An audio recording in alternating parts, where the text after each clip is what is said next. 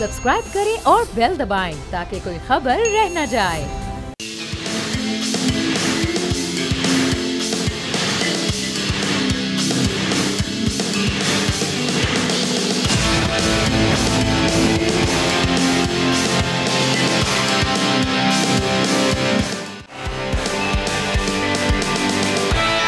अस्सलाम वालेकुम, खुशामदीद। आप देख रहे हैं खेल का जुनून PSL स्पेशल, क्योंकि ये है जंग, जज्बा और जीत। मैं हूं फैसल करीम और मेरे साथ हैं सादिया सैमसन। आज कोई मैच नहीं था Sadia, it was a rest day, लेकिन हमारे लिए कोई रेस्टलेस डे नहीं है और इसीलिए हम दोबारा आ गए हैं आपके सामने।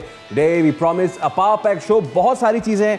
रेस्ट डे पे हमें ये मौका मिल जाता है कि अब तक की जितना टूर्नामेंट हुआ है उसको असेस करें कि भाई कैसा जा रहा है, कौन बैट्समैन अच्छा है, और वो कौन सारी बॉलर अच्छा है। इंपॉर्टेंट डिस्कशंस जो कि अदरवाइज नहीं हो पा रही थी, क्योंकि इस दफा PSL भी लेट खत्म हो रहा है। So towards the end of the show match ही डिस्कस होता रहता है और वो प्लेयर्स जो नजरअंदाज समहाउ हो जाते हैं, जिस पर ज्यादा डिस्कशन चाहिए होती है, वो नहीं हो पाती। So these gaps are the kind of days जहां पर हम इस्तेमाल करते हैं इन शोज को और डिस्कशन होती है उन प्लेयर्स पर, and that is what you gonna see today. Absolutely. तो चलिए, इससे पहले कि हम अपने पॉइंट्स टेबल पे नजर डालें, क्वेश्चन ऑफ द डे के लिए चलते हैं फवाद मुस्तफ़ा की जानिब।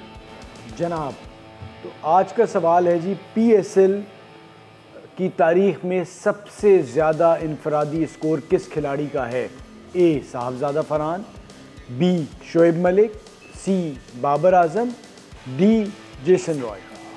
जनाब, हाँ जी। नहीं, जवाब ना बताएं भाई, क्या होगा? जो जीतेगा उसको क्या आपने मिलेगा? यूं किया तो मैंने बोला शायद यू हैव समथिंग टू से। क्या आज जीतने वाले को कुछ नहीं देंगे आप? बिल्कुल देंगे, लेकिन उससे पहले उन्होंने ये कर दिया। मैंने बोला जीतने के चक्करों में लग गए थे। ये 2 दिन से चाह रहे हैं तनवीर भाई के हम गिफ्ट हैम्पर किसी तरह इनाम दे दें, क्योंकि इनको सारे सवालों के जवाब पता है। एनीवेज, जो सही जवाब देगा उसको मिलेगा बोल की जानिब से गिफ्ट हैम्पर। आप हमारे सोशल मीडिया प्लेटफॉर्म से जवाब दे सकते हैं, हमें कॉल भी कर सकते हैं, सवालात भी पूछ सकते हैं। मेरे ख्याल से शुरुआत में अगर पॉइंट्स टेबल पे नजर डालें, मेरे ख्याल में नजर डाल ली जाए तो is going to be good कि पॉइंट्स टेबल कुछ किस तरह का नजर आ रहा है, शुरुआत में क्या होने जा रहा है। तो जनाब, इस्लामाबाद ने खेले हैं 3 मैचेस और तीनों ही जीते हैं। इस तरह से 2-2 पॉइंट्स हासिल करने के बाद वो 3 मैचेस जीतने के बाद 6 पॉइंट्स पर है। लाहौर कलंदर 1 मैच जीती, 2 मैच जीती, 1 हारी, 4 पॉइंट्स के साथ। उसके नीचे है क्वेटा ग्लैडिएटर्स, 2 मैचेस खेले, 1 जीती, 1 हारी। कराची किंग्स 2 पॉइंट्स के साथ ही है, क्योंकि उनकी जानिब से भी 2 मैचेस खेले गए हैं और 1 जीता है और 1 उनकी जानिब से हारा है। जबकि मुल्तान और पेशावर 2-2 मैचेस हारने के बाद बॉटम पे हैं, जो कि मुल्तान के लिए जरा सा अनफॉर्चुनेट लगता है, बिकॉज कुछ सीजन से वो ऊपर ही जा रहे थे और हम उनके डेटा एनालिसिस और हर सारी चीज को लेकर बड़ी उनकी तारीफें कर रहे थे। उनका कमबैक भी बहुत जबरदस्त लग रहा था, but this time it's a little bit of disappointment from their side. फिर यहीं से करते हैं कि उस टीम से शुरू करते हैं जो नीचे से फर्स्ट आ रही है, और वो है पेशावर ज़ल्मी। मेरे ख्याल में करना चाहिए पेशावर ज़ल्मी। Why not? वैसे ही बहुत ज्यादा डिसअपॉइंटेड है तनवीर भाई ने पहले ही कह दिया था, कुछ नहीं रखा हुआ इस टीम के अंदर। अच्छा, ये पेशावर ज़ल्मी हो गई one of the strongest teams in the past, also the star-studded team. फिर आ गई आपकी मुल्तान सुल्तान, जो कि बहुत ही फॉर्मिडेबल रेड हॉट फॉर्म में रही है, गालिबन 4 मरतबा PSL का फाइनल चुकी, if I am not wrong. इस बार इन दोनों टीम्स के साथ व्हाट इज रॉन्ग, क्या मसला हो रहा है? देखिए, मेरे ख्याल में मुल्तान सुल्तान तो फिर भी हमें कहीं ना कहीं बेहतर टीम नज़र आती है उससे। पेशावर तो बिल्कुल भी कुछ भी नहीं कर पा रही। और शायद हमने शुरू में, जिसने सादिया ने बात की है कि हमने बोला था ना इनकी बैटिंग है ना बॉलिंग है, तो शुरू में हमने कह दिया था टूर्नामेंट जब स्टार्ट हुआ था कि बाबर आजम अगर चल गए, साइम अयूब चल गए, तो उसके बाद आपकी टीम कुछ करेगी। कैडमोर आपके सामने है। उसके बाद आप ये देखें, जो एक वो बरियंट एक लड़का आया है, वो देख ले नया आया है, या मिचेल ओवेन जो आए हैं, ये तो इनको इतना ज़्यादा इन पिचेस के ऊपर देखें, ये लोग जब तक नहीं खेलेंगे रेगुलर बेसिस पे, तो फॉरनर्स को इतनी आसानी से समझ नहीं आएगी कि इन पिचेस पे करते क्या। उसके बाद सवाल तो ये बनता है कि जब आप लोग सारे ड्राफ्ट में बैठते हैं, मुझे तो यहाँ तक भी एक चीज़ समझ आई थी या पता था कि चैपमैन बैठा हुआ था तो कैडमोर को ले लिया गया। ठीक है यार, देखिए कैडमोर जो है वो, अगर मैं देखूँ 2-3 साल से कोई इतना एक्स्ट्राऑर्डिनरी परफॉर्मेंस नहीं दे रहा वो जी। ठीक है ना, अगर हम लास्ट ईयर की बात भी करते हैं तो उसमें बाबर आजम हो गया, साइम अयूब हो गया, इन लोगों ने बहुत एक्स्ट्राऑर्डिनरी क्रिकेट खेली है। बाकी तो कोई इतनी कोई एक्स्ट्राऑर्डिनरी हमें नज़र कोई समझ नहीं आई। कोई बैटिंग में ही, इनकी पिक्स में ही इश्यूज आ रहे हैं। देखिए, पिक्स में इश्यूज आ रहे हैं, इसीलिए इनकी बैटिंग इतनी वीक है। उसमें इश्यूज आ रहे हैं, तो बॉलिंग इतनी जो है वो वीक है। अच्छा। बॉलिंग साइम अयूब पे आप लेके चल रहे हो सिर्फ एक बॉलिंग पे, ठीक है। उसके बाद आपके पास आरिफ याकूब एक लेग स्पिनर है जी, जो लास्ट ईयर डोमेस्टिक क्रिकेट में बड़ा अच्छा उसने परफॉर्म किया। फिर उसके बाद PSL में भी कुछ मैचेस में उसने अच्छी बॉलिंग की। फिर उसके बाद लेफ्ट आर्म स्पिनर है, आप उसको क्या नाम है, नाम सुफियान मुकीम ना, ठीक है। मैं उसको नहीं, वो दूसरा जो है लेफ्ट आर्म मेहरान मुमताज, मैं बार बार उसका नाम भूल जाता हूँ, वो आपके पास है। तो अगर जो बेस्ट स्पिनर्स हैं आपके पास डोमेस्टिक के, अगर आप उनको नई मैचेस खिला रहे इन जैसी पिचेस के ऊपर, तो फिर जो आपके पास रिसोर्सेज अच्छे हैं तो आप कम से कम उनको तो खिलाओ।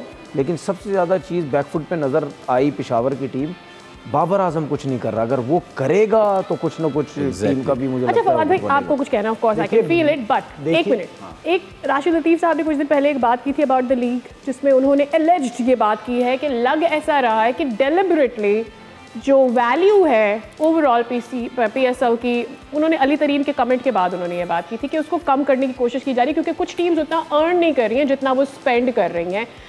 अर्निंग में सारी टीमें बराबर है, तो इसको सामने रख के बात करेगा कि ये क्या जो ड्राफ्टिंग है ये डेलिबरेट है। इसमें एक चीज मुझे लॉजिक के तौर पे समझ जरूर आती है, क्योंकि 10 साल हो रहे हैं, अब दोबारा से नई बोली लगेगी सारी टीमें दोबारा, तो वरना मुझे कोई बात लॉजिकली समझ नहीं आती कि आप अपनी ही लीग को, जिसमें आपने उस कारोबार में इन्वेस्ट किया हुआ है, आप नेगेटिव बातें क्यों करेंगे उसके बारे में। इसलिए मुझे लॉजिक के साथ ये चीज़ समझ आ रही है। सही। दूसरा ये है कि मिच ओवन जो हैं BBL के टॉप स्कोरर थे, उन्होंने अपनी टीम को जितवाया था, 450 रन, 200 से ऊपर का स्ट्राइक रेट, 45 का एवरेज, लेकिन वो ओपनर है। एग्जैक्टली मेरा सवाल ये है कि जब आप टीम में ले रहे होते हैं, जब आप ड्राफ्ट में ले रहे होते हैं, तो आपको उस वक्त पता होना चाहिए कि वो, जैसे तनवीर कह रहे हैं, ऑस्ट्रेलियन कंडीशन का बंदा पाकिस्तान में आ रहा है, फिर आप उसको उसका नंबर भी नहीं दे रहे, तो भैया क्यों ले रहे हो? जब आपको पता है कि बाबर ने ओपन करना है, साइम ने ओपन करना है, तो फिर लिया क्यों है? इसमें एक सवाल बहुत अब जरूरी बन जाता है भाई, बाबर की बात आ जाती है ओपनर पे। अभी रिसेंटली कराची किंग्स के ओनर सलमान इकबाल, उन्होंने एक रीसेंट पॉडकास्ट में जब उनसे पूछा गया कि आपने बाबर को कराची किंग्स से रिलीज क्यों किया, उन्होंने बरमला इस चीज़ का इजहार किया कि हम बाबर को नीचे शफल करना चाह रहे थे बैटिंग ऑर्डर में, लेकिन बाबर नहीं मान रहे थे, इस वजह से हमने उनको रिलीज किया। कट टू स्ट्रेट PSL 10, जहां पे Babar as an opener struggle कर रहे हैं। तनवीर भाई, बाबर एक क्लासी प्लेयर हैं, बहुत ज़बरदस्त प्लेयर हैं, पाकिस्तान के लिए उनके खिदमात हैं, ठीक है, बट क्या बाबर ज़िद्दी भी हैं? देखिए, मेरा सवाल तो अब ये भी है ना कि अगर कराची किंग में वो एज आ ओपनर खेलना चाह रहा था, जिस वक्त वो खेलना चाह रहा था, मुझे ये बता दें पाकिस्तान टीम में वो किस नंबर से पे खेलता था उस वक्त? ओपन करता था। ओपन करता तो था। जब एक बंदा पाकिस्तान टीम में ओपन कर रहा है, फिर आप फाइनल में पहुंचे थे भाई, बिल्कुल, तो फिर आप कैसे कह सकते हैं कि जी हम इसको नीचे भेजना चाह रहे हैं? फिर वो कैसे कह सकते हैं? जो मुझे ऐसा लगता है कि जो रीज़न, जो मुझे चीज़ों का पता चला, वहाँ पे कुछ अनबन हुई थी कुछ प्लेयरों की कि यार ये ओपन क्यों कर रहा, मैं नीचे नहीं जा रहा। ओवरसीज़ प्लेयर थे एक आध, उन्होंने बोला कि यार मैं ऊपर जाऊंगा, मैं नीचे के नंबर पे नहीं जाऊंगा, इसको नीचे भेजो। तो उसके बाद से एक्चुअली उसके बाद से ये मसले मसाइल शुरू होने हुए, ठीक है। कोचिंग स्टाफ से लोगों ने बोलना शुरू किया, ये सुनता नहीं, हम इसको कहते हैं नीचे भेजो, ये कहता है, भी ये बात की, बिल्कुल जी आप ओपन करें। उसके बाद मसले मसाइल शुरू हुए कि यार इसको टीम से निकालो, ये तो सुनता नहीं किसी की, ये ज़िद्दी भी है, ये है, सब कुछ है। फिर उसके बाद जब उसने ये फ्रेंचाइज छोड़ी थी, फिर आपने देखा उसके बाद जो उसके साथ उसने खुद छोड़ना शुरू हुआ, और उसने ये बिल्कुल सही कह रहे, उसने खुद छोड़ी है, उसने खुद बोला है कि मैं ये छोड़ना चाहता हूँ। अच्छा ठीक है जी, पहली चीज़ तो ये कि वो, मैं ये समझता हूँ कि एज अ ओपनर उसको आना चाहिए था, क्योंकि वो पाकिस्तान टीम में था। उसके बाद अगर मैं अब पेशावर की फ्रेंचाइज की बात कर लेता हूँ, अगर वो इस वक्त एज अ ओपनर नहीं परफॉर्म कर रहा, ठीक है, तो उनके पास मोहम्मद अकरम भी है, उनके पास इंजमाम उल हक भी हैं, ठीक है। तो अगर आप उससे ये बात करें कि भाई आप ऐसा करो, एज अ ओपनर नहीं अच्छा खेल रहे, लेकिन आप न्यूजीलैंड की जो लास्ट सीरीज़ हुई थी जिसमें शाहीन कप्तान था, आप तीसरे नंबर पर गए थे, आप उस टाइम भी बहुत अच्छा खेले थे, बिल्कुल। आप कोशिश करें, नहीं हो रहा, हम चाहते हैं कि भाई आप रन्स करें। देखें, कुछ चीज़ें ना बाबर आजम को खुद भी सोचनी चाहिए। उसकी रीज़न ये है, मैं उसके फ़ायदे की बात कर रहा हूँ, क्योंकि अगर आप अपने PSL में रन्स नहीं करेंगे ना तो आपके लोग आपको जो पसंद करते हैं वो आपके अगेंस्ट ना हो जाए। तो मैं ये चाहता हूँ कि कोई इतना बड़ा मसला नहीं है, आप तीसरे नंबर पे आ जाओ। अगर 6 ओवर के बाद आपकी बैटिंग आती भी है तो आपके पास बहुत ओवर बाकी हैं, आप थोड़ा सा स्पिनर्स पे खेल के, आप सेंसिबल खेल के, लाइक उसकी बात कर लेते हैं ना डेरिल मिचेल की, यस, उसकी तरह आप खेल के आप अपना जो है वो अपने रन्स जो है वो बना सकते हैं। लेकिन कहीं ना कहीं कुछ प्लेयर्स की सोच ये होती है कि हम अगर सर्किल में खेलते हैं, जिस तरह लाइक विराट कोहली खेल रहा है ना, अभी विराट कोहली एज ओपन खेल रहा है ना, हालांकि इंडियन टीम में उसने कभी भी ओपन नहीं की, वो ओपन कर रहा है। तो कहीं ना कहीं फ्रेंचाइजीज में भी ये होता है कि आपके जो मेन प्लेयर्स होते हैं उनकी कोशिश होती है कि इनको ऊपर से ऊपर जितनी बैटिंग करवाई जाए हमारी टीम का फायदा होता है। लेकिन इस वक्त उसकी आउट ऑफ फॉर्म है। अगर वो ये बैठ के सब बात करके, हो सकता है कि यार मैं नीचे आ जाऊं, कोई, हम ये नहीं कह रहे आप चौथे पे आ जाएं, हम आप आ जाओ तीसरे नंबर पे आ जाओ।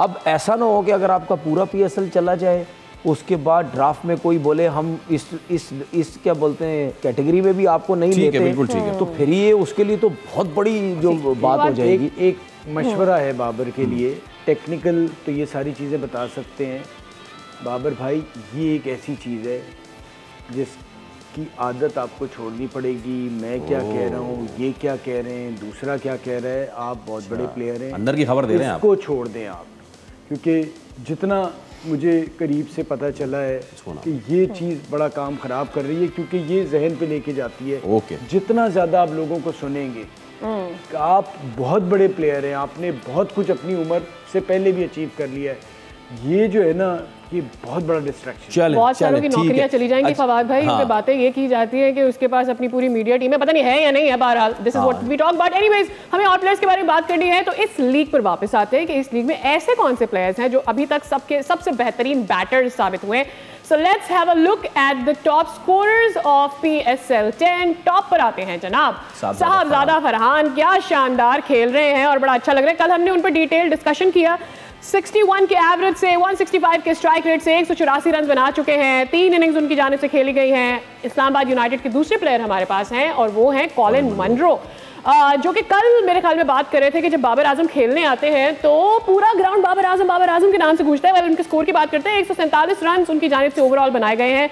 इनका हाईएस्ट 59 है और खेल रहे हैं 73 के एवरेज से, 156 के स्ट्राइक रेट से। थर्ड पे है फखर जमान, थैंकफुली कमबैक हुआ है आफ्टर इंजरी और क्या शानदार कमबैक उनकी जानिब से किया गया है। लाहौर कलंदर्स मेरे ख्याल में कम से कम इसके ऊपर बहुत ज्यादा खुश होंगे कि उनका कमबैक। एंड देन फोर्थ पे मोहम्मद रिजवान है। Mohammad Rizwan would like to end up in a winning cause जो इनकी इनिंग्स चल रही है। बॉलर्स की बात कर लें, Jason holder is rolling roost इस वक्त, ऑल दो के इस वक्त 3 मैचेस ही हुए, कम मैचेस हुए, लेकिन उसमें Jason Holder, then Rishad Hussain, फिर शादाब खान। अच्छा, बॉलर्स में इतनी बात नहीं, लेकिन आज हमने कोशिश की है टू पिक वन प्लेयर और आज हम जरा उनको हम स्क्रूटनाइज नहीं करेंगे, लेकिन जब बात हम करते हैं मोहम्मद आमिर की तो बहुत सारे फैंस भी हैं, बहुत सारे उनके अगेंस्ट भी लोग हैं, लेकिन वो शख्स जो उनको पहले से देखता आया है वो क्या राय रखता है। एक छोटा सा पैकेज हमने बनाया है, ये पैकेज आपको दिखाते हैं कि मोहम्मद आमिर की स्टोरी शुरू से लेके अब तक क्या रही, फिर इस पर डिस्कस करते हैं। Please play the package. वो साल था 2009 जब गुजर खान के 17 साल के बच्चे ने पूरी दुनिया में ऐलान कर दिया था, मैं हूं Mohammad Amir. T20 world cup के फाइनल में आमिर का पहला यादगार ओवर जो पाकिस्तान के चैंपियन बनने की अहम वजह साबित हुआ। टूर्नामेंट के टॉप स्कोरर तिलकरत्ने दिलशन को आमिर ने जिस तरह पहले ही ओवर में जिच करके आउट किया था, उसी विकेट ने पाकिस्तान टीम की फतह की बुनियाद रखी और दुनिया भर से तारीफें समेटी। फिर दौरा ऑस्ट्रेलिया पर मोहम्मद आसिफ के साथ आमिर की जोड़ी बनी तो ऐसा लगा कि पाकिस्तान को वसीम अकरम और वकार यूनिस दोबारा मिल गए। दौरा इंग्लैंड के दौरे पर भी दोनों बेहतरीन फॉर्म में थे, लेकिन वही इंग्लैंड का दौरा बर्बादी और जिल्लत की ऐसी दास्तान में बदल गया जिसने आमिर की किस्मत और पाकिस्तान क्रिकेट का रास्ता ही बदल दिया। इस वाकये ने पाकिस्तान के 2 बेहतरीन बॉलर्स छीन लिए। लोग आज भी कहते हैं कि अगर स्पॉट फिक्सिंग वाला वाकया ना हुआ होता तो आज पाकिस्तान क्रिकेट का नक्शा ही कुछ और होता। 2017 की चैंपियंस ट्रॉफी में आमिर ने इस तासुर को मजीद तक़वियत दी, मजबूत भारतीय बैटिंग लाइन के परखचे उड़ा दिए। और फिर आया 2023 का वनडे वर्ल्ड कप। इस वर्ल्ड कप से कबल मोहम्मद आमिर ने रिटायरमेंट का ऐलान किया था, ताहम T20 वर्ल्ड कप के तनाजुर में पीसीबी की जानिब से रिटायरमेंट वापस लेने पर टीम में शमूलियत की पेशकश की गई, जो आमिर ने कबूल कर ली। आमिर एक बार फिर आलमी मुकाबले में पाकिस्तान की नुमाइंदगी कर रहे थे, लेकिन इस बार खातिर खा कारकर्दगी दिखाने में नाकाम रहे। पाकिस्तान इस वर्ल्ड कप में अमेरिका और भारत से शिकस्त खाने के बाद पहले ही राउंड में बाहर हो गया। मोहम्मद आमिर की टीम में वापसी पर साबिक चेयरमैन पीसीबी रमीज राजा ने भी भरपूर तनकीद के निश्तर चलाए। रमीज राजा ने कहा, मेरी राय बहुत सादा है, ऐसे खिलाड़ियों के लिए हमदर्दी जरूर होती है, लेकिन मेरी किताब में इनके लिए माफी नहीं। क्या वजह है कि आमिर ने कमबैक के बाद वापस रिटायरमेंट ले ली? क्या टीम ने उन्हें कबूल नहीं किया या आमिर को ही टीम से मसाइल थे? क्या वजूहात हैं जो मोहम्मद आमिर ने कहा मौका मिला तो वो PSL के बजाय IPL को तरजीह देंगे? क्या आमिर को अपनों ने नहीं अपनाया या मामला कुछ और है? या मामला कुछ और है। सीधे चलते हैं, अब तनवीर भाई हमारे पास मौजूद हैं और तनवीर भाई उस वक्त वो सारी चीज़ों के चशमदीद गवाह भी थे, लेकिन तनवीर भाई उससे पहले भी आपका आमिर से इंटरेक्शन तो होगा ना उस सारी चीज़ों से? नहीं, कभी नहीं हुआ। उससे वो उस टूर पे आपका पहला इंटरेक्शन था आमिर के साथ? अच्छा, वो बिल्कुल यंग थे। How was Mohammad Amir at that time? Dressing room में कैसे थे? ये मैं इस कॉन्टेक्स्ट में बात कर रहा हूँ कि आज ये मोहम्मद आमिर की एक अलग शख्सियत, एक अलग पर्सनैलिटी है। टेलीविज़न पे बैठ के उन्होंने अपने साथ जो उनके पीयर्स हैं, जो अब उनके हमनवा क्रिकेटर्स हैं, उनको तनकीद भी बहुत की, लताड़ा भी बहुत। उस वक्त के आमिर में आज के आमिर में वाज़े मार्क डिफरेंस क्या है? Because you said earlier कि जब स्पॉट फिक्सिंग का इल्ज़ाम उस पर लगा, ये एग्रेशन उसके बाद उसमें आया है, तो ऑब्वियसली आपने कुछ इससे पहले डिफरेंस महसूस किया होगा। नहीं, देखिए मैं इससे पहले एक बात बताता हूँ, शायद मैंने कभी ये बताई नहीं है, पहली दफ़ा बताने लगा हूँ ये मैं बात। ये जब इंसिडेंट हुआ था फिक्सिंग का, उससे पहले आई थिंक मेरे ख्याल में बर्मिंघम मैच बेस्टन में टेस्ट मैच चल रहा था, जिसमें जुल्करनैन ने 80 समथिंग रन की इनिंग खेली थी। उसी दौरान उसी मैच में कुछ बहस वगैरह मेरी आमिर के साथ हुई थी, ठीक ठाक किस्म की बहस हो गई थी, ये मैं पहली दफ़ा बता रहा हूँ। तो उसमें मिसबा जो है वो मिसबा थे आई थिंक ड्रेसिंग रूम में, तो मतलब यानी कोई, अब मुझे प्लेयर सही याद नहीं आ रहा, तो मैंने मतलब ठीक ठाक मेरी मतलब मुँह मारी हो गई थी। किस बात पे? मुझे ऐसा लग रहा था कि वो रिस्पेक्ट नहीं कर रहा आमिर। हम देखिए क्रिकेट तो उसने खेल ली सब कुछ, लेकिन हमसे तो बहुत ही छोटा है ना। अच्छा, ठीक है। तो मुझे ऐसा फील हुआ कि रिस्पेक्ट नहीं कर रहा, तो मैंने, अब मुझे प्लेयर याद नहीं, मैंने बोला यार इनको समझाओ, ये बदतमीज़ी करने की कोशिश इस तरह कर रहे। तो वहाँ पे थोड़ी सी इस तरीके से चीज़ें हुई थी, और एटीट्यूड का थोड़ा सा मुझे उस टाइम भी मसला लगता था कि थोड़ा आमिर में है। लेकिन अगर हम एज अ क्रिकेटर बात करते हैं, जिस तरह वो परफॉर्म कर रहा था वहाँ पे, वो कर रहा था, और उमर गुल बहुत अच्छी बॉलिंग कर रहा था, मोहम्मद आसिफ बहुत ज़बरदस्त बॉलिंग कर रहे थे, और वहाँ पे हम ऑस्ट्रेलिया से टेस्ट मैच भी जीते थे, फिर इंग्लैंड से भी, तो बहुत ज़बरदस्त किस्म की परफॉर्मेंस चल रही थी। लेकिन बस उसके बाद जब ये इंसिडेंट हुआ, तो मेरे ख्याल में वो जितनी भी जीत थी, जितनी भी खुशी थी कि ऑस्ट्रेलिया को हमने हरा दिया, इंग्लैंड को हमने टेस्ट मैच हरा दिया, वो मेरे ख्याल में सारा पानी फिर गया वहाँ पे जब ये सब कुछ हुआ। हमारे पास 1 मिनट है, मैं चाहूँगा फवाद भाई की इजाज़त के साथ कि सवाल ये है कि ये जो आज आमिर हैं, इनको जो उन्होंने बातें की कि मैं PSL नहीं IPL एंड अगेंस्ट बाबर और ये सारी चीज़ें, ये इनका खुद का सारा है या फिर जो आसपास के जो नादान दोस्त होते हैं उन्होंने भी काफ़ी इसमें बिगाड़ पैदा किया इन दोनों में आपस में? यस। देखिए अभी इन्होंने थोड़ी देर पहले एक बात बोली थी सोशल मीडिया की, मोबाइल से दूर रहे। देखिए ये बहुत दफ़ा ऐसा हो चुका है कि जो लोग टीम के अंदर खेलते हैं, उनके जो दोस्त यार होते हैं, क्रिकेटर होते हैं, या जो आगे पीछे लोग होते हैं, उनको ख़राब करने की कोशिश करते हैं, टीम का माहौल ख़राब करवाने की कोशिश करते हैं। बहुत सी चीज़ें होती है, देखो तुम बहुत अच्छे हो, वो भी अच्छा है, मतलब इसके साथ यूँ करो, ये करो, वो करो, तो वो ये चीज़ें जो है ना टीम में ख़राब करने की बहुत सारी जो है वो चीज़ें होती हैं। और इससे पहले भी मैंने एक चीज़ बोली थी कि इस इंसिडेंट के बाद आमिर का एटीट्यूड बहुत ज़्यादा मेरे ख्याल चेंज आया। चेंज इस तरह मैं कह रहा हूँ कि मुझे ऐसा लगता है कि बहुत एग्रेसिव हो गया है इन चीज़ों की वजह से जो उसके साथ हालात हुए। फिर उसके बाद अगर मुझसे बार बार पूछते हैं, मैं साफ़ कहता हूँ कि मैं इन जैसे बंदों को पाकिस्तान टीम में देखना भी नहीं चाहता, जो मैंने सब कुछ देखा। या रमीज़ राजा ने बोला, फिर उसके बाद हफीज़ ने बोला। हफीज़ जब खेलते थे कहते थे कि ये टीम में मुझे नहीं चाहिए, लेकिन जब डायरेक्टर बने फ़ोन कर करके कह रहे हैं हमें टीम में चाहिए, ठीक है, उनकी एक कोई बात ही नहीं थी। तो और कुछ प्लेयर्स ने भी इस तरह बोला। जब आप इस तरह करते हैं तो जाहिर सी बात है आमिर हो या कोई भी हो वो इतना कुछ होगा, क्योंकि हर वक्त जहाँ भी आप जाओगे आपको टारगेट किया जाता था। जहाँ आप लीग खेल रहे हो, अगर आप कमबैक भी कर रहे हो, वहाँ भी आवाम आपको आवाज़ें कस रही है। बिल्कुल। और ये आपको चीज़ बता दूं, फॉल आउट होता है। ये सलमान बट हो गया, मोहम्मद आसिफ हो गया या मोहम्मद आमिर हो गया, इनको एक चीज़ समझ लग जानी चाहिए कि ये जब तक अब हमारी ज़िंदगी है, ये हमने, क्योंकि सोशल मीडिया जो है ना जी, ये डे बाय डे आगे स्ट्रॉन्ग पे स्ट्रॉन्ग होता जाएगा। ये ऐसी चीज़ नहीं है कि पीछे जाएगा ख़त्म हो जाएगा, सारी चीज़ें ख़त्म हो जाएंगी, ऐसा नहीं होगा। ये चीज़ें आपके साथ लगी रहेंगी, ठीक है, और आपके साथ ये जो है वो चीज़ें चलती रहेंगी। एक चीज़ सिर्फ बोल दूं कि मोहम्मद आसिफ के जाने से और मोहम्मद आमिर के जाने से उनको खुद भी नुकसान हुआ है, पाकिस्तान की टीम को भी बहुत ज्यादा नुकसान हुआ है। ये दोनों खेलते रहते तो हमारी जीत भी शायद बहुत ज्यादा होती है। And this also brings us to a break time. Break पर आते हैं, ब्रेक से वापस आएंगे तो तनवीर भाई से कुछ टिप्स भी लेनी है हमने, जरा कुछ वेरिएशन की बात भी करनी है, उस बारे में भी जाएंगे, लेकिन उससे पहले लेते हैं दिस ब्रेक।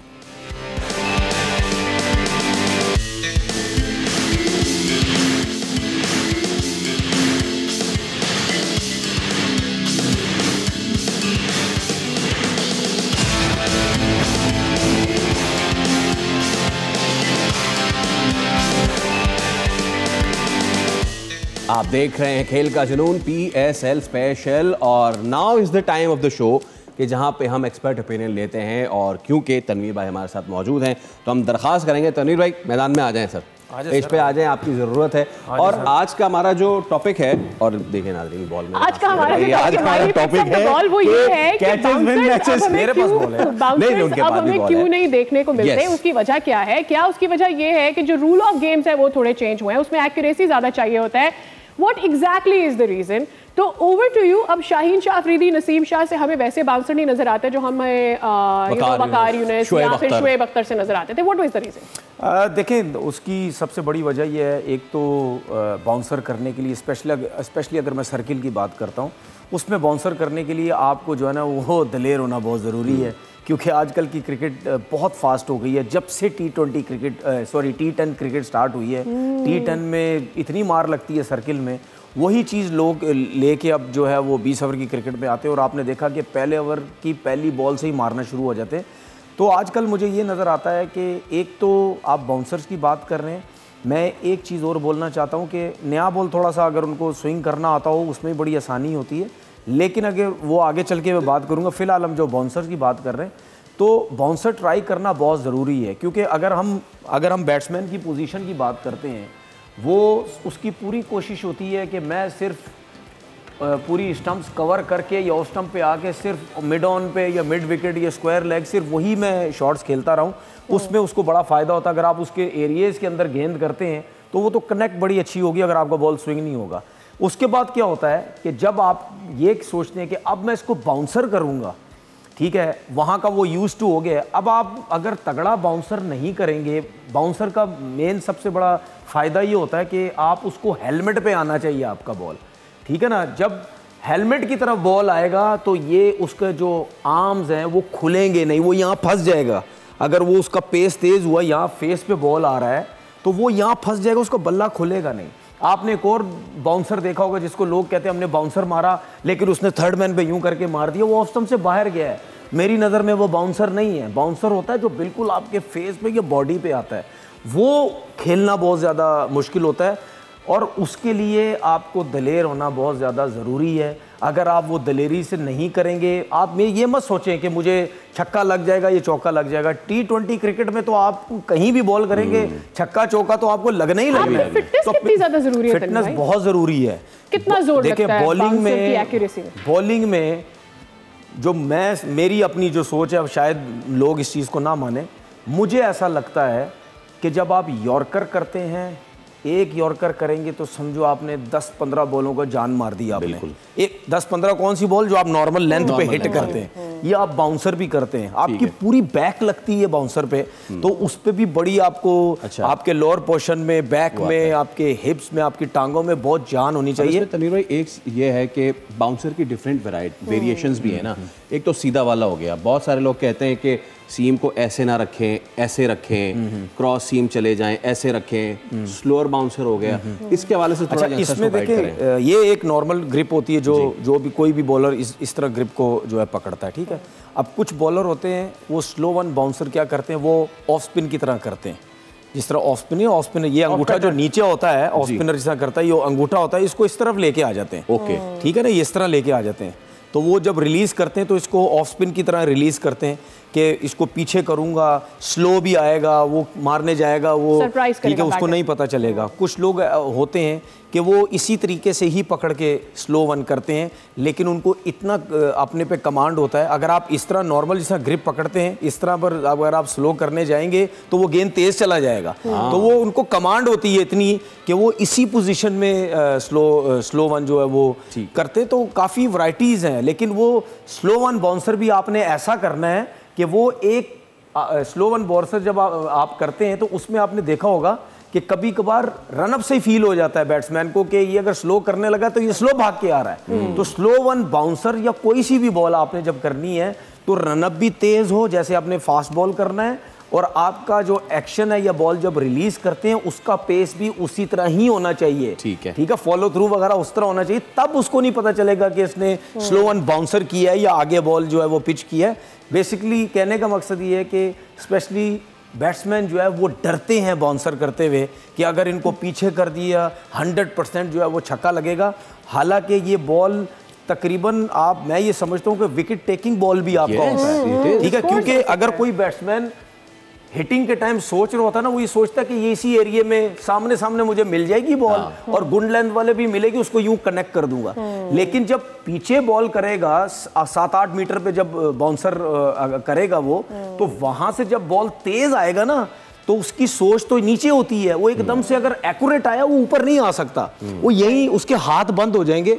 इसीलिए आपने देखा कि बॉल खड़ी हो जाती है या स्क्वायर लेग पे आउट होते हैं या सर्किल में आउट हो जाते हैं। तो इसी जगह पे हेलमेट पे ही आपका नॉर्मल तेज बाउंसर आना चाहिए और स्लो वन भी इसी तरीके से आनी चाहिए। तनवीर भाई, और वो ये कि एक तो हमारा बॉल हो गया बाउंसर, ठीक है, हमेशा कमेंट्री में हमने सुना है कि यार ये जबरदस्त बॉल कर दी, गुड लेंथ से उठा दिया बॉल। क्या वो भी बाउंसर में शुमार होता है? और ये जो गुड लेंथ से बॉल उड़ जाता है, जो कि बाउंसर से भी ज्यादा सरप्राइजिंग हो जाता है किसी बैट्समैन के लिए, वो बॉलर खुद करता है या फिर खुद से हो जाता है? देखिए गुड लेंथ एक जो क्रिकेट की पिच के हिसाब से जो लेंथ बताई गई है, जैसे शॉर्ट बताई गई है, गुड लेंथ बताई गई है, हाफ वाली बताई गई है, इस तरीके से जो नाम्स लिखे हुए हैं ये सब बताया है कि ये सब इतने मीटर्स पे है। ठीक है, अगर आप नॉर्मल बैटिंग करने जाएंगे या खेलने जाएंगे तो उसी हिसाब से बॉल आपका आना चाहिए। आपने गुड लेंथ पे की, उसी हिसाब से हाइट पे बॉल आती है, पीछे की उस हिसाब से बंदा खेलता है, आगे दी उस हिसाब से खेलता है। लेकिन ये जो गुड लेंथ से जो बॉल उठता है ना, इसमें सबसे पहली चीज होती है बॉलर की हाइट का फर्क आ जाता है। ठीक है, अगर बॉलर की हाइट है तो वो नॉर्मल से ज्यादा ऊपर आएगा। इसीलिए आपने देखा कि जब इंग्लिश कंडीशंस में, स्पेशली ऑस्ट्रेलिया में खेलते हैं जाके, ये न्यूजीलैंड में, तो बैट्समैन ज्यादातर आपने देखा होगा उनके नी जो है वो बैंड होते हैं थोड़े से जी, एशियन कंडीशन। लेकिन जब इंग्लिश कंडीशन में आते हैं वो थोड़े सीधे हो जाते हैं। वो सीधे क्यों होते हैं? वो इसीलिए होते हैं कि वो नॉर्मल हाइट से बॉल ऊपर आता है, तो हमें कट पे, बाउंसर पे या बैकफुट पंच मारने में जो है आसानी होती है। ठीक है, एक तो जो लंबी हाइट उनको बहुत ज्यादा फायदा होता है या ऐसी कंडीशंस में। लेकिन कुछ बॉलर आपने देखे होंगे जो उनकी हाइट ज्यादा बड़ी नहीं होती है, उनकी हाइट छोटी होती है, लेकिन उनका बॉल लाइक गुड लेंथ से फ्लाई कर जाता है, एकदम से ऊपर आ जाता है। लेकिन अगर मैं जिस तरह शोएब अख्तर की बात करता हूँ, शोएब अख्तर की हाइट ज्यादा नहीं थी, लेकिन गुड लेंथ से बॉल एकदम ऊपर जाता है। वो जो बॉलर्स होते हैं ना, उनकी एंड में जाके ना, एंड में एक तो वो आगे पुश बहुत ज्यादा करते हैं, हाइट छोटी होती है लेकिन पूरा आगे तक जाते हैं। ठीक है, वो बैट्समैन की रीच को मतलब अपने आप को कम कर देते हैं उसमें, तो वो उनकी जो वो लेंथ होती है वहां से बॉल बहुत अच्छा फ्लाई कर जाता है, वो आपकी एक्सपेक्टेशन नहीं होती। कुछ होते हैं जिनकी हाइट छोटी होती है लेकिन उनकी एंड में जाके ना यूं रिस्क लगती है, जब ये रिस्क लगती है वो वहां से वो बॉल भी फ्लाई करता है। तो ये कुछ बॉलर्स करते भी हैं, कुछ जो है जिनकी हाइट होती है उनको ये बहुत ज़्यादा जो है वो फ़ायदा होता है इन चीज़ों का। Thank you so much Tanveer भाई, आप दोबारा से पवेलियन में जा सकते हैं। और इससे मुझे याद आया कि वो अपने विराट कोहली का वो बयान कि जिसमें वो बता रहे थे कि पाकिस्तान के बॉलर थे मोहम्मद इरफान, और यूवी पाजी ने मुझे कहा कि तू ऐसे कर ले वैसे कर ले, और आखिर में जब ना ऐसे हुआ ना वैसे हुआ तो मैंने कहा भाई जैसे भी है ऐसे ही कर ले। खैर अच्छा, मीनवाइल हुआ ये है कि हमने एक और चीज़ डिस्कस करनी है आज, बल्कि कॉन्ग्रेचुलेट करना है। और कॉन्ग्रेचुलेट करना है किसको? पाकिस्तान वुमेन टीम को। तो भाई मैं छोड़ रहा हूँ बॉल, और इसके लिए तालियां होनी चाहिए। Women team well done, qualify कर लिया है, एक तीर से 2 शिकार कर लिया है। पहला शिकार तो हमने क्वालिफाई कर लिया है, दूसरा शिकार फवाद भाई बताएंगे। देखिए, एक तो खवातीन की क्रिकेट टीम जिस तरह से खेली है और ओवरऑल जो ग्राउंड में माहौल था, उससे हमारे मर्द क्रिकेटर्स को भी सीखना चाहिए, वो मैं बाद में बताऊंगा। पहले हुआ ये है कि 2027 तक ये तय हो गया है कि जो ICC के इवेंट हैं, अगर वो पाकिस्तान में होंगे तो इंडिया नहीं आएगा, वहाँ होंगे तो हम नहीं जाएंगे। ठीक है। तो ये 2025 में वर्ल्ड कप होने जा रहा है, जिसमें आज से 15 दिन पहले तक ये नहीं पता था कि पाकिस्तान क्वालिफाई करेगा या नहीं करेगा। तो आज जब ये मैच जीते हम थाईलैंड से, तो हम क्वालिफाई कर गए। अब उस क्वालिफाई करने की वजह से इंडिया ने जिस तरह हमें भगाया था, अब उन्हें अपने मुल्क से, हमारी ये जो बच्चियां हैं, लड़कियां हैं, इन्होंने कहा है कि चलें जी, आपने हमारे साथ नहीं किया तो हम अब आपको हमसे खेलने आना पड़ेगा। What goes round comes around। तो अब ये करना पड़ेगा। और साथ साथ बड़ी अच्छी एक चीज़ मुझे लगी, वो ये थी कि जितने साबिक खवातीन कप्तान थी, जवेरिया थी, बिस्मा थी, ये सारे उस टीम के साथ रहे हैं और उनको सपोर्ट ग्राउंड से कर रहे थे। हम तो माशाल्लाह से यहाँ जो कुछ कर रहे होते हैं वो सपोर्ट कर रही थी। तो हम कहते अक्सर यही है कि जी बनती नहीं है, ये नहीं होता, लेकिन उन लड़कियों ने उनको वहाँ खड़े होकर सपोर्ट किया, जो हमें भी सीखना चाहिए ऐसा। एब्सोल्युटली भाई, वो इंडिया के साथ तो लेने की देनी हो गई है अब। बिल्कुल। देखिए, मैं समझता हूँ कि बहुत ज़बरदस्त ये चीज़ थी, और मैं ये भी कहना चाहता हूँ कि ये चीज़ें ख़त्म होनी चाहिए। चाहे वुमेंस की टीम है चाहे मेंस की टीम है, भाई ये हमारा, चले वुमेंस का तो फिर भी मैं कह दूं कि वो लेवल अभी नहीं है हमारा, लेकिन मेंस में भी हमें ये नहीं सोचना चाहिए कि हमारी टीम क्वालिफाई मतलब इतनी क्रिकेट खेल चुकी है, क्वालिफाइंग राउंड हमारे मेंस को नहीं खेलना चाहिए, नहीं खेलना चाहिए, वुमेन को भी नहीं खेलना चाहिए, नहीं खेलना चाहिए। वुमेन्स को भी उतना ही क्रिकेट खेली है जितनी बाकी इंडियन टीम जब से क्रिकेट खेल रही है, बहुत जबरदस्त। वुमेन्स की टीम को भी मैं यही बोल सकता हूँ कि अगर आप इतना अरसे से क्रिकेट खेल रहे हैं तो आपको भी नहीं करना चाहिए। लेकिन मुझे एक वुमेन्स की कुछ चीज़ें ऐसी हैं क्रिकेट में, मुझे अफसोस होता है कि देखें, पाकिस्तान में जो मेंस क्रिकेटर हैं ना, जो क्रिकेटर हैं वो तो बहुत सारे हैं, उनमें से कितने लोग कोचिंग में चले जाते हैं, कितने लोग टीवी पे चले जाते हैं। अगर जो टीवी पे नहीं बैठते, टीवी पे बैठते हैं, उनके ना जाने से कोई प्रॉब्लम नहीं, क्योंकि खेप भरी भरी है, कोई ना कोई चले जाएगा। लेकिन मुझे अफसोस ये है कि विमेंस में कुछ क्रिकेटर्स ऐसी हैं जिन्होंने अच्छी क्रिकेट खेली, पाकिस्तान के लिए खेली। अगर वो जो कुछ हैं वो भी वुमेंस क्रिकेट के लिए आके काम नहीं करेंगी तो फिर कौन काम करेगा। तो कहने का मकसद ये है कि वहाँ पे जो है वो जिन्होंने अच्छी क्रिकेट खेली है वो लोग बहुत कम हैं, तो उनकी भी कोशिश होनी चाहिए कि ग्राउंड की तरफ भी आएँ, कुछ आके थोड़ा सा टिप्स दें, कोई बात करें, कोई कोचिंग करें। क्योंकि उसकी रीज़न पता है क्या है, मुझे भी बहुत मज़ा आता है, टीवी पे बैठ जाओ, नए सूट पहन के एसी के अंदर बैठ जाओ, क्रिकेट पे बात कर लो, सब कुछ कर लो। तो ये तो धूप से भी जान छुट्टी पड़ी है, वो बहुत मजा आता है उसमें। तो आपको बहुत मजा आएगा। तनवीर भाई इस पे बात करेंगे, लेकिन मुझे ऐसा लगता है कि जैसे बहुत सारे प्लेयर्स नहीं आना चाहते, मेन प्लेयर बहुत ज्यादा पीसीबी के साथ काम नहीं करना चाहते, कोचिंग, क्या इसकी भी एक ये वजह हो सकती है या नहीं है, इस पर कभी और बात करेंगे। जरा कल के मैच का जिक्र कर लेते हैं, और उससे पहले अब आज के क्वेश्चन ऑफ द डे के विनर का भी अनाउंसमेंट कर देते हैं। आज हमारे विनर है रेहान, जिनका ताल्लुक है लाहौर से। आपको मिला बोल की जानिब से गिफ्ट हैम्पर, बहुत बहुत मुबारक हो जनाब आपको रेहान मजहर के, आपने आज के सवाल का बिल्कुल ठीक दिया है जवाब। अब कल किसका मैच है जनाब? कल है Karachi Kings versus Quetta gladiator. पहले जरा हेड टू हेड नजर डाल लेते हैं और फिर सबकी predictions and what we think about the match for tomorrow. Okay जनाब, तो दोनों टीमों के दरमियान 18 मैचेस हुए हैं और 18 मैचेस के हिसाब से कराची किंग्स जीती है कम, क्वेटा ग्लैडिएटर्स का डबल पे पलड़ा भारी है। और बैटिंग फर्स्ट में 3 मैचेस जीते, जबकि बॉलिंग फर्स्ट में बैटिंग सेकंड में 3 मैचेस जीते और 9 मैचेस जीते हैं क्वेटा ग्लैडिएटर्स में। इसमें कराची का पलड़ा अगर देखा जाए ओवरऑल तो कम नजर आता है क्वेटा से, लेकिन कल क्या होगा क्योंकि तनवीर भाई ये कहते हैं कि कराची की टीम जो है ना इस बार, तो आज क्या ले रहे हैं तनवीर भाई आप? कराची वर्सेस क्वेटा? नहीं, क्वेटा जीतेगी। ओए ओए जबरदस्त। हाँ जी, Karachi. Okay, I will go for Quetta.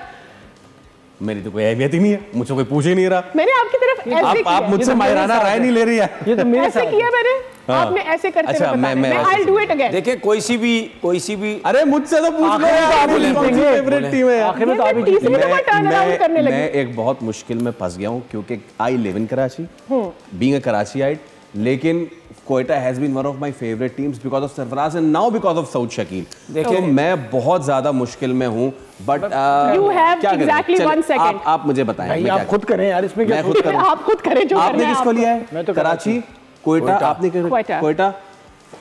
यार आई विल गो विद कराची। अच्छा देखिए मैं इसमें एक बात बोलना चाहता हूँ भाई, चाहे कोई सी भी टीम है, किसी भी टीम का कोई प्लेयर है, अगर वो कैच छोड़ता है या मिसफील्डिंग करता है, प्लीज़ यार उल्टे सीधे इशारे मत किया करें।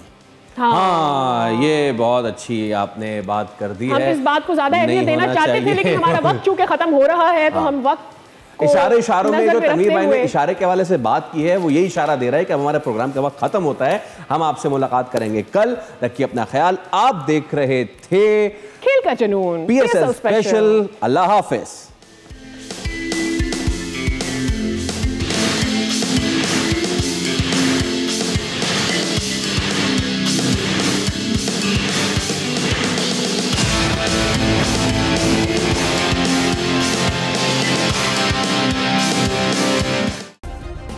सब्सक्राइब करें और बेल दबाएं ताकि कोई खबर रह न जाए।